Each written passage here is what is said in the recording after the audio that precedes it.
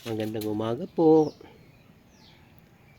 Ang buhay ng tao ay parang life. Tulad ng mga halaman, ang buhay ay napakaganda.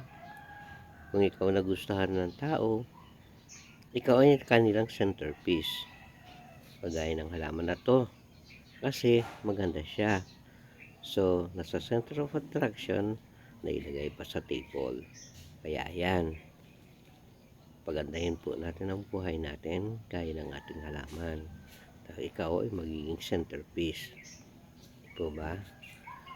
So, lahat po tayo ay maging centerpiece pag may ginawa mabuti sa kapwa. Di po ba? O, dito na lang po. Maraming salamat. Happy viewing!